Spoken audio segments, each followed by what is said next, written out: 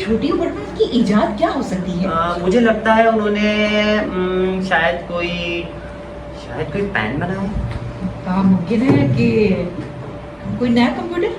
ہاں وہ چلیں ان سے پوچھتے ہیں, وہی ٹھیک بتائیں گے کہ انہوں نے کیا کیا ہے. تو ہمارے ساتھ موجود ہیں مہروز زفران. جی مہروز. جی میرا نام مہروز ٹیکنالوجی والی ہے. وہ اس لیے کیونکہ لوگ مجھے مہروز ٹیکنالوجی والے کے نام سے پکارتے ہیں اور جانتے ہیں کیونکہ میں ٹیکنالوجی پر کام کر رہی ہوں. اور میں نے نیا کیا ایجاد کیا ہے, میں نے ایجاد کیا ہے سندھی زبان کا پہلا کیلکولیٹر. واہ بھائی واہ. کیونکہ پہلے کوئی بھی کیلکولیٹر سندھی لینگویج میں نہیں تھا, تو اس چیز کو میں نے مد نظر رکھتے ہوئے ایجاد کیا کہ ہم لوگ سندھ میں رہتے ہیں اور بہت سارے لوگوں کو سندھی لینگویج کے علاوہ کوئی اور لینگویج نہیں آتی. انگلش تو بہت دور کی بات ہے, اردو بھی ان کے لیے بہت زیادہ مشکل ہوتی ہے. تو اس چیز کو مد نظر رکھتے ہوئے میں نے سندھی کیلکولیٹر جو وہ ڈیولپ کیا. کیسے خیال ہے یہی کہ ہم سندھ میں رہتے ہیں اور ہمیں چاہیے؟ جی میں ریحان اسکول کی اسٹوڈنٹ ہوں which is world first year school. تو وہاں پہ ہم لوگ کوڈنگ اے آئی سیکھ رہے تھے اور ان دنوں میں ہم نے بہت ساری چیزیں بنائی, پریکٹس کر رہے تھے. تو سندھی کلچر ڈے جو تھا وہ آنے والا تھا, تو میں نے سوچا کہ یار اس وقت کیا کر سکتے ہیں, کیونکہ ہم بھی سب مناتے ہیں, بھلے ہم سندھی نہیں ہیں لیکن ہم بہت زیادہ شوق سے مناتے ہیں. لیکن سندھ میں رہنے والا ہر شخص پاکستانی ہے. جی بالکل. اور دیکھیں انہوں نے یہی بولا نا کہ وہ سندھی نہیں ہے, لیکن انہوں نے خیال کیا کہ زبان سے کوئی فرق نہیں. ہمارے جو قبائل بنائے گئے ہیں نا ہماری اس پہچان کے لیے. جی بالکل. اچھا مہروز, میں یہ آپ سے پوچھنا چاہوں گا کہ آگے آپ کے کیا ارادے ہیں, کیا کیا آپ بنانا چاہتی ہیں, اور کیا آپ سمجھتی ہیں کہ کس چیز کی ٹیکنالوجی میں پاکستان کو ضرورت ہے؟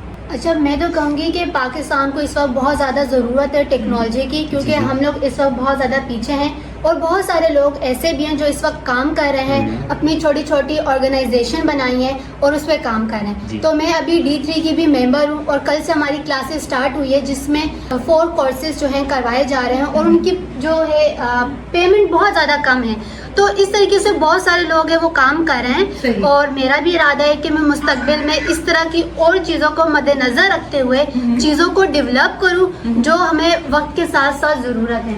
تو اس پہ میں کام کر رہی ہوں, سوچ رہی ہوں وہ چیزیں جس سے ہمیں آسانی بھی ہو اور وہ پہلے نہیں ہے, جس طریقے سے سندھی کیلکولیٹر. جی اچھا مہروز آپ بہت چھوٹی ہیں ابھی, اور سوال بہت بڑا ہے کہ بہت چھوٹے بچے جن کے ہاتھ میں موبائل ہو, تو میں نے پھر کہا کہ سوال ہمارا بڑا اور مہروز بہت چھوٹی ہیں, تو ان کی اماں کو کیا کرنا چاہیے کہ وہ ریپلیس کریں, یعنی اس کا متبادل کیا ہے موبائل کا جو بچوں کے ہاتھ میں ہوتا ہے؟ اچھا میں بھی اپنے بچپن سے یہی سنتی آئی ہوں کہ جو ہے ماں باپ اور باقی لوگ یہی کہتے ہیں کہ موبائل بہت بری چیز ہے, موبائل بچوں کے ہاتھ میں نہیں ہونی چاہیے, اور اس کے بدلے جو ہے کتابیں دینی چاہیے تاکہ بچے کتابیں پڑھیں اور بہت ساری چیزیں جو ہے وہ سیکھیں وقت کے ساتھ.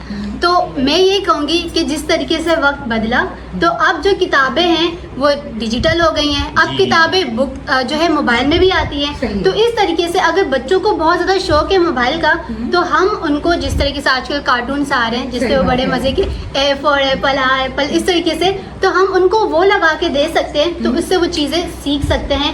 تو یہ ماں باپ پہ بھی ڈپینڈ کرتے ہیں کہ وہ اپنے بچے پہ نظر رکھے کہ وہ سیکھ رہا ہے یا کیا دیکھ رہا ہے. عبداللہ بظاہر نہیں بلکہ یقیناً موبائل کوئی بری چیز نہیں جی, لیکن اگر اس کا استعمال منفی ہو تب وہ ذہنوں پر اثر ڈالتا ہے.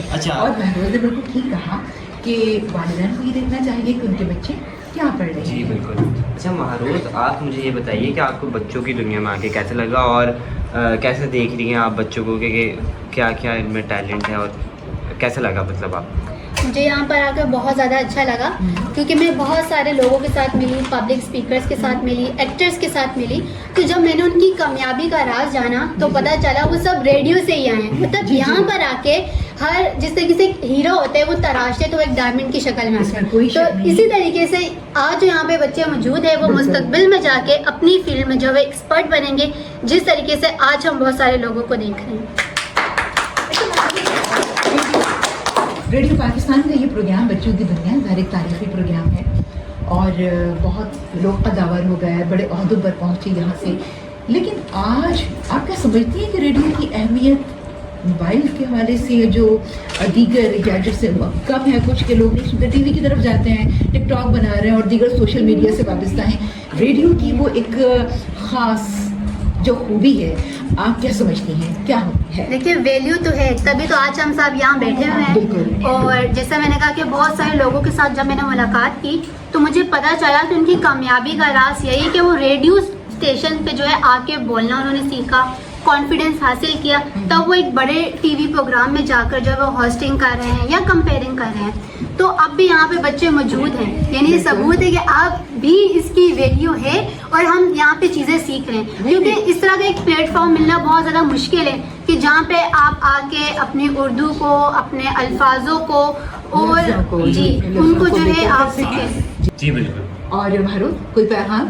मैं यही पैगाम देना चाहूँगी क्योंकि मेरा ताल्लुक पब्लिक स्पीकिंग और टेक्नोलॉजी से है, तो आप अपने शोबे को टेक्नोलॉजी के साथ जोड़ें तो हम वक्त के साथ आगे चलेंगे, ना कि बल्कि पीछे रह जाएंगे। तो इंशाल्लाह हम अपनी फील्ड में रहकर कामयाब हो सकते हैं। बिल्कुल।